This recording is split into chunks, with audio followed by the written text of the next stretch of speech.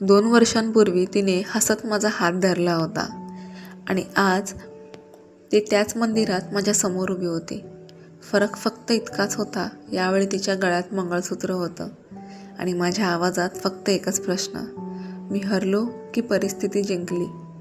कॉलेजची शेवटची संध्याकाळ, रस्ता ओला, हवा थंड, दोघं एका छत्रीखाली. ती त्याच्या खांद्यावर डोकं ठेवून म्हणाली, आपण दोघं शेवटपर्यंत असंच राहू, हो ना? तो तिची केसांची बटं कानामागे सारतो. तिने त्याचा हात पुन्हा घट्ट पकडला. कितीही वादळ आलं तरी सोडायचं नाही मला. त्या दिवशी त्याला वाटलं, जग थांबलं तरी चालेल, तिचं हसणं मात्र थांबू नये.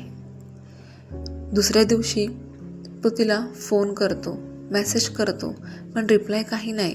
तिचा लास्ट सीन रात्री 4:07 असतो. सकाळी तो तिच्या घरी पोचतो. घराला कुलूप. शेजारी सांगतात रात्रीच सामान घेऊन सगळे गेले. त्याच्या हातातून फोन खाली पडतो. त्याला पहिल्यांदा समजतं, जे खरं वाटत होतं ते कदाचित माझ्यासाठी नव्हतंच. या वार्ताला आता 2 वर्ष लोटली होती. या 2 वर्षात सर्व काही बदललं.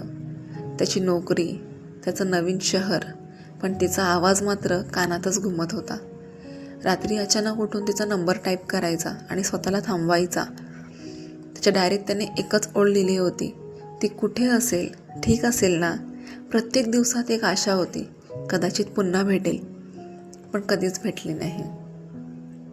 एका शांत दुपारी तो मंदिराच्या मागे बसून डोळे मिटून प्रार्थना करतो, देवा, एकदा दिसू दे तिला, फक्त एकदा. आणि अचानक पाठीमागून ओळखीचा आवाज येतो, ऐक, तू अजूनही इथेच येतोस? डोळे उघडताच त्याचं हृदय थांबतं. तिला बघून जसं आठवत होतं तशीच, फक्त गळ्यात चमकणारं मंगळसूत्र नवं होतं. तिचे डोळे शांत, हसू नाही, फक्त गोंधळलेलं दुःख. तो तिला विचारतो, चूक कोणाची होती, माझी की चूक तुझी? ती नजर खाली करत म्हणाली, चूक नव्हती, पण परिस्थिती वेगळी होती. तो तिच्या जवळ येतो, तिचे डोळे लाल झालेले. ती हलक्या आवाजात म्हणते, आई आजारी होती, पप्पांनी लग्नच ठरवलं आणि माझ्याकडे आवाज उठवण्याची हिंमतच नव्हती. तो शांत उभा राहतो, रडत नाही, पण आतून पूर्णपणे कोसळतो. त्याचं शेवटचं वाक्य हेच असते. ती हळूच मागे सरकते. मी लग्न केलं, पण प्रेम अजून इथेच अडकून आहे. तो तिला थांबवत नाही, नाही काही दोष देत, फक्त एवढंच म्हणतो, तू आनंदी असशील तर मी हरलो नाही. ती हळूच वळते, हसत नाही, फक्त एक अश्रू गळतो.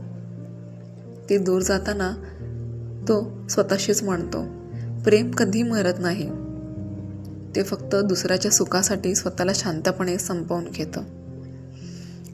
जर ही गोष्ट तुमच्या मनाला लागली असेल, एका लाईक करून जावा, कमेंटमध्ये तुमचं मत नक्की लिहा आणि अशाच रिअल इमोशनल स्टोरीसाठी चॅनलला सबस्क्राईब करा. पुन्हा भेटूया एका नवीन कथेसोबत. श्री स्वामी समर्थ.